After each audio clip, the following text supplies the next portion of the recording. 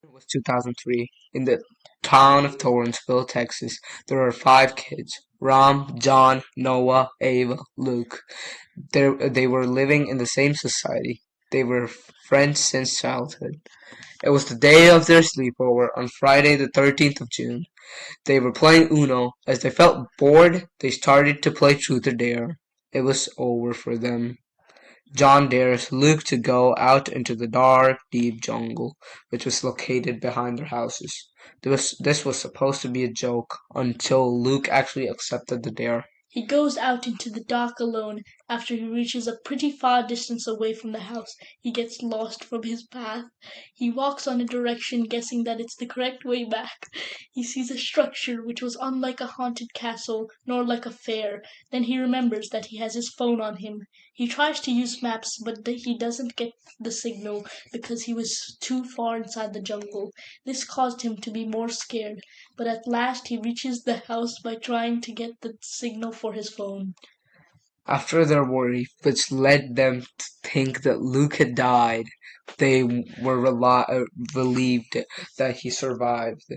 The kids lectured him to never do such a thing again, but he actually only acted to listen to them, as how they found out later on. In the aftermath of his return, life resumed a semblance of normality, yet an unsettling mist lingered in the air among the group. Luke repeatedly claimed that the structure he encountered in the jungle was no more abandoned building.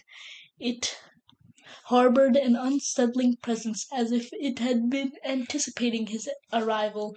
The others dismissed his fears, chuckling at what they deemed to be an overactive imagination. Yet Luke couldn't get rid himself of the haunting sensation that unseen eyes were observing him from the shadows. That night, a thick mist seeped into the air as the sleeper continued, obscuring the surroundings.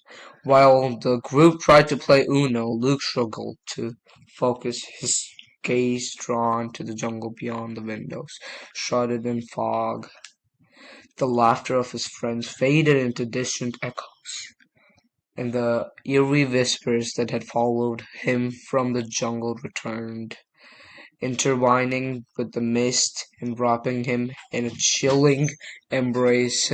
The other kids noticed that Luke seemed distracted, but they assumed it was just because of the scare from the dare. To cheer everyone up, Ram suggested they play Truth or Dare again, hoped it would help bring the tension. Luke's turn, he was too preoccupied to care. John, seeing this, dared Luke to go outside and take a walk around the house to clear his head. At first, Luke wanted to refuse, to stay inside, where it felt safe, but then he remembered the jungle and how it had felt so wrong. The building he had seen, the pull, the whispers, he couldn't escape it. Maybe if he went back outside, it would all make sense. Maybe he didn't see that castle.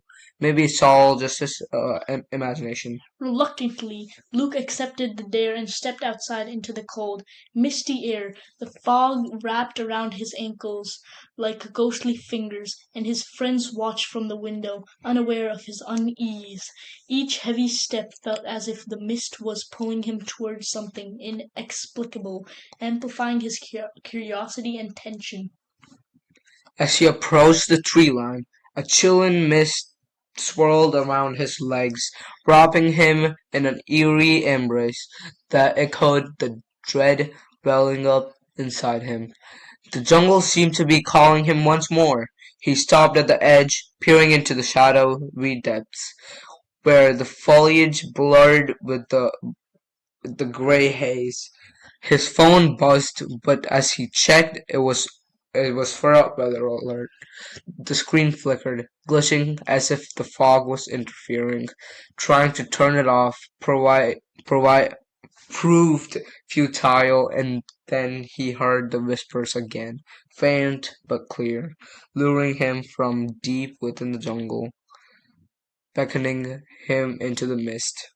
Luke turned around, feeling the hairs on the back of his neck stand up.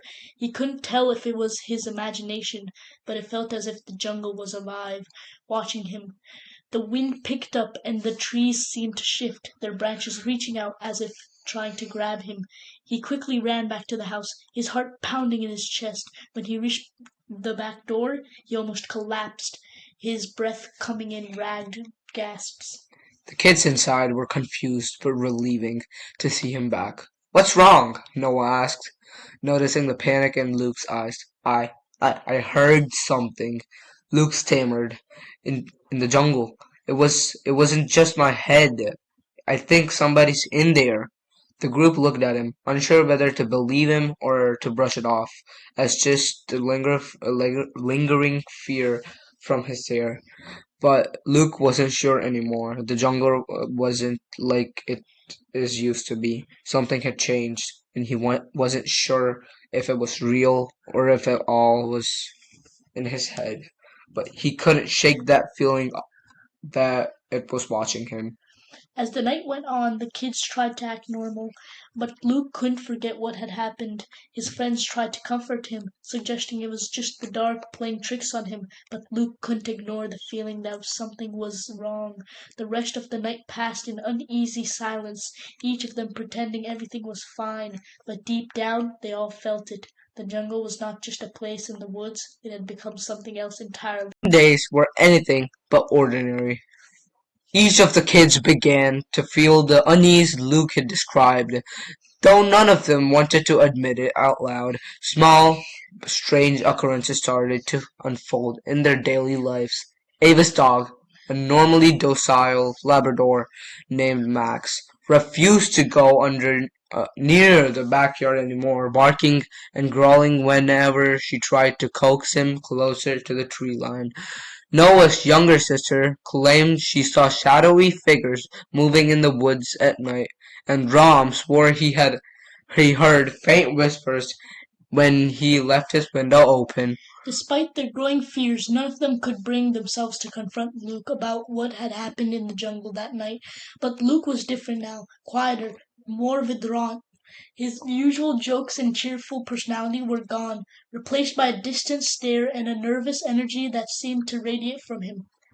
It wasn't long before they realized Luke wasn't sleeping well. He admitted, reluctantly, that whispers hadn't stopped. "It's like they followed me," he confided confided one afternoon when they gathered in the safety of Rom's living room. "Every night I hear them. They're calling me back." The others exchanged uneasy glances. They wanted to believe Luke was just overreacting, that was all a figment of his imagination. But deep down, they knew better. They could feel it too, the pull of the jungle, like an invisible thread winding tighter and tighter around them. One evening, as the sun dipped below the horizon, casting long shadows across Thornsville, the group made a pact. They decided they needed to confront whatever was in the jungle and put an end to the creeping terror that had invaded their lives. Armed with flashlights, a baseball bat, and a nervous determination, they made their way toward the dense woods behind their houses. The air grew colder as they ventured deeper, the canopy above blocking out what little light remained. The once familiar path seemed foreign now, as though the jungle itself had shifted and twisted to confuse them. The whispers began almost immediately, soft and indistinct, like voices carried on the wind, but as they pressed on, the whispers grew louder, more insistent. Finally, they reached the structure Luke had described. It stood in the clearing like a dark sentinel, its jagged edges and crumbling facade illuminated by the pale light of their flashlights.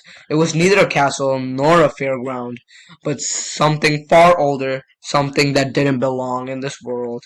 Vines snaked up its sides, and the air round it felt heavy, like the very atmosphere was trying to push them away. Noah was the first to break the silence. What is this place? For us, Luke whispered, his voice trembling. "I don't know how I know, but it's just waiting. It's been waiting." Before Before anyone could respond, the ground beneath their feet trembled, and a low, guttural sound emanated from the structure. The air grew colder still, and the whispers became deafening, forming words they could almost understand. "You've come at last." Panic set in as the group backed away, but their retreat was cut off by the jungle itself. The trees seemed to close in around them, forming an impenetrable wall. They were trapped. Ava clutched Noah's arm, her flashlight trembling in her hand. "What do we do?" she whispered. Luke took a step forward, his eyes locked on the structure. "It wants me," he said, his voice hollow. "It's been calling me since that night. Maybe if I go inside, I'll let you go." "Are you insane?" Rom shouted, grabbing Luke's arm. "We're not letting you do that." But Luke shook him off. "I don't think we have a choice." As Luke approached the structure, the whispers intensified, turning into a cacophony of voices that seemed to echo inside their skulls. The others could only watch in horror as Luke placed his hand on the ancient, cold surface of the building. The whispers stopped abruptly, replacing by a profound silence that was even more unsettling.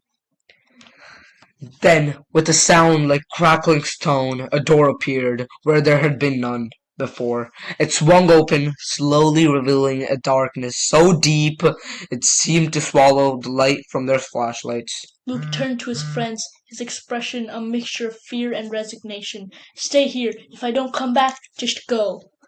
Before they could stop him, Luke stepped inside. The door slammed shut behind them, and the jungle erupted into chaos. The ground shook violently, and the trees seemed to scream, their branches writhing like living things.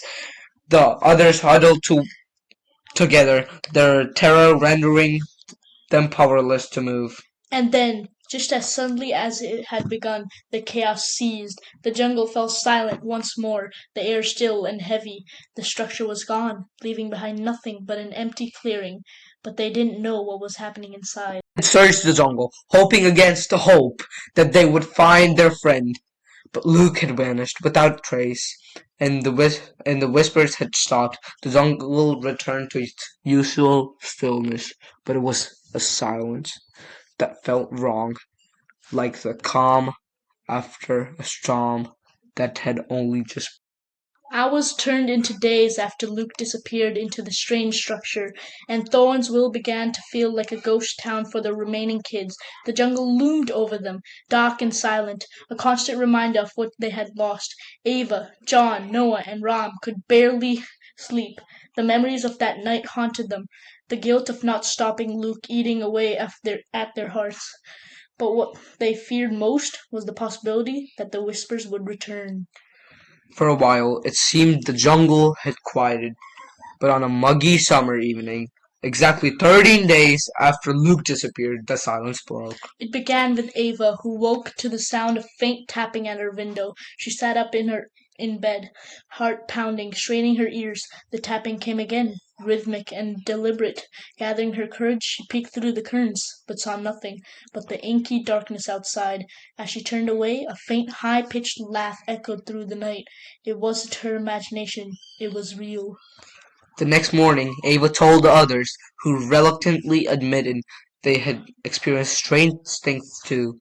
John swore he heard footsteps pacing outside his room at night. Noah had been having vivid nightmares about the jungle, and Ram said his bedlight starts flickering at exactly 3 a.m. and stops exactly after a minute. But the strangest occurrence happened 3 nights later. They were all together at Ram's house, unwilling to face the night alone. The group sat huddled in the living room, trying to distract themselves with movies and snacks when they heard it. A low creak coming from the backyard.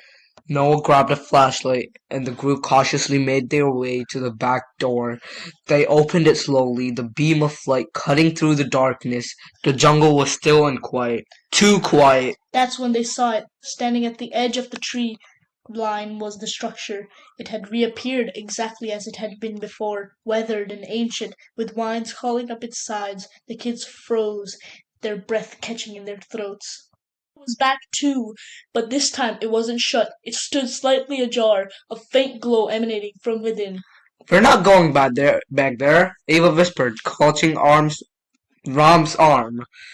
But Noah stepped forward, his face pale. What if Luke's still inside there? John shook his head vehemently. "We can't! Look what happened last time! If we go in, we might not come back too!" As they debated, the door creaked open wider, and a strange, sickly sweet smell wafted out. It was the smell of rotting flowers mixed with something metallic, like blood. The glow from inside the structure flickered, casting eerie shadows onto surrounding trees. And then they heard it. A voice, distorted and echoing, but unmistakable. "Help me!" It was Luke.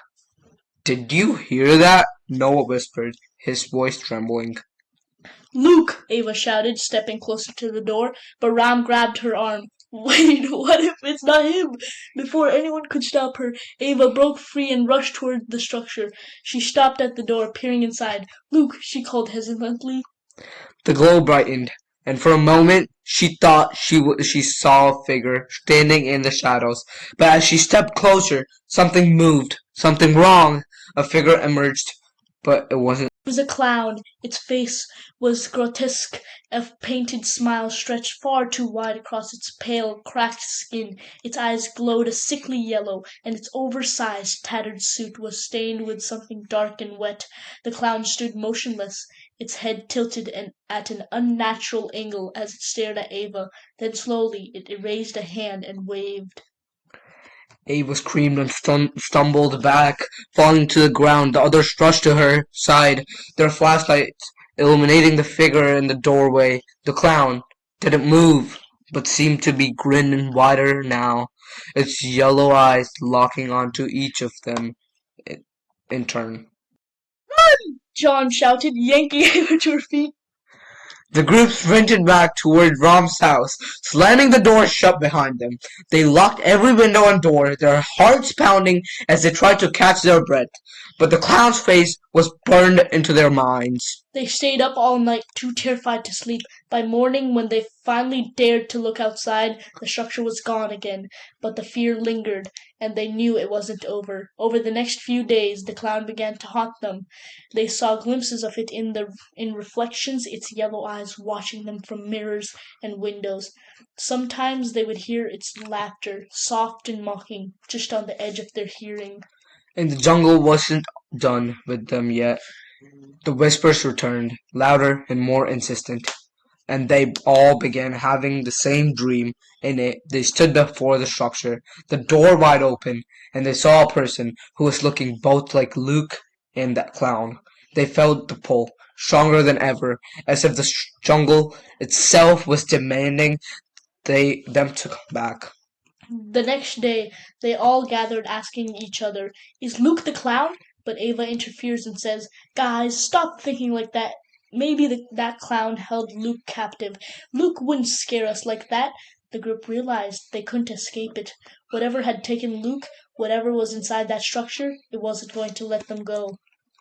One night, unable to take it anymore, they decided to end it. They would return to the jungle and face whatever was waiting for them, armed with flashlights, makeshift weapons, and a fragile resolve. They stepped into the darkness once more.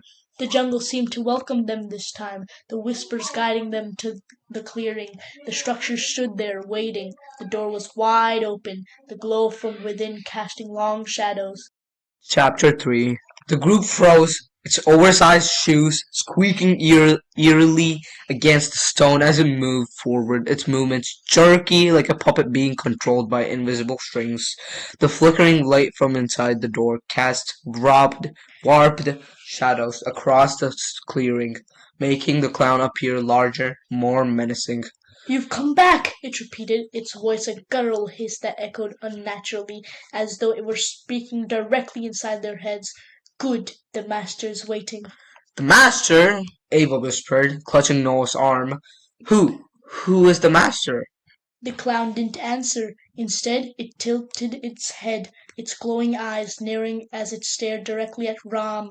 Its smile faltered for a moment, and something in its expression changed. Confusion? Fear?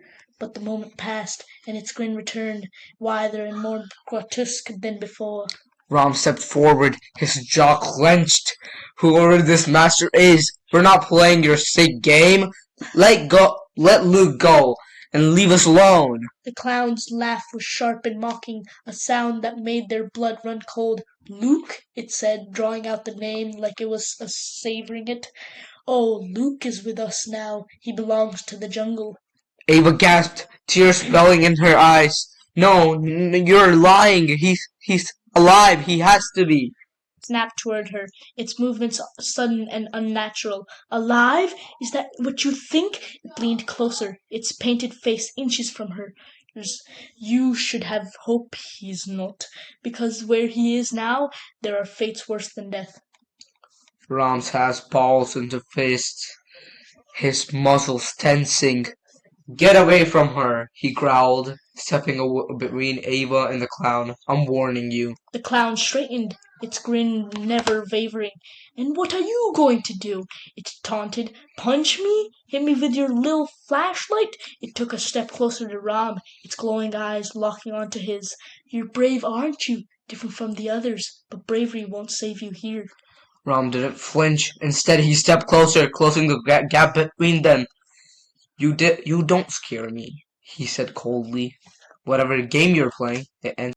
The clown's smile faltered again, just for a second, but it was enough to send a ripple of unease through the group. Ram's presence seemed to unsettle it.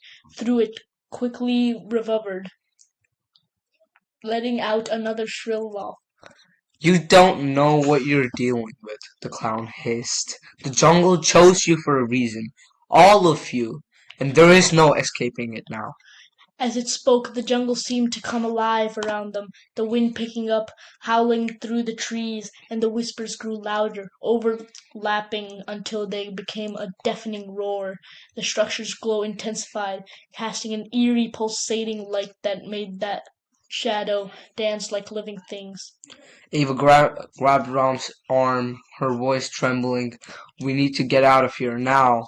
But Ram didn't move. His eyes were locked on the clown, his jaw tight. Not until it tells us the truth. What do you want for us? The clown tilted his head, its grin fading slightly. The master doesn't want all of you, it said slowly, its voice dripping with malice. Just one. The rest are expendable. The group exchanged panicked glances. What does that mean? Noah asked, his voice cracking. Who's the one? The clown chuckled, a low, sinister sound. That's for the jungle to decide, it said, but don't worry. You'll all get your turn. Without warning, the clown lunged at Ram, its movements impossibly fast. Ram reacted instinctively, raising the flashlight in his hand and swinging it with all his strength. The flashlight connected with the clown's face, and a sickening crunch echoed through the clearing. The clown staggered back, its head snapping to the side.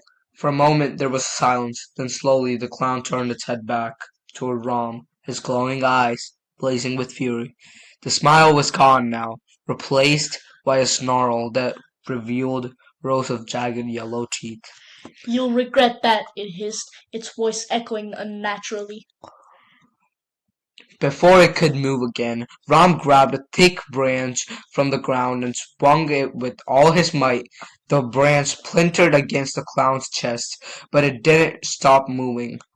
Instead, it let out a guttural laugh, its body contorting, the twisting, and the unnatural. Go! Ram shouted to the others. Get back to the house! We're not leaving you, Ava cried, but Ram turned to her, his eyes fierce. Go! He repeated. I'll hold it off! Reluctantly, the group obeyed, running back toward the safety of Ram's house. As they fled, they could hear the sounds of the struggle behind them, Ram shouting, the clown's laughter, and the sickening thud of blows landing. When they reached the house, they locked the doors and windows, their hearts racing as they waited for Ram to return. Minutes felt like hours, and the silence outside was deafening. Just as they were about to go back for him, the door burst open, and Ram stumbled aside, bruised and bloodied but alive. What happened? Noah asked, helping him to a chair. Ram shook his head, breathing heavily. I don't know what that thing is, but it's not human. I hurt it, though. I don't think it was expecting me to fight back. Did you kill it? Ava whispered. Ram looked at her, his expression grim. I don't think it can be killed, but it's not invincible. It bleeds. The group sat in stunned silence, the weight of Ram's words sinking in. The jungle wasn't just a place anymore, it was a predator, and they were its prey. Whatever the game it was playing, they knew they couldn't run from it forever. But Ram was different. He wasn't afraid to fight back, and as the whispers began to return louder and more insistent than ever, the group knew one thing was for certain. The jungle had chosen the wrong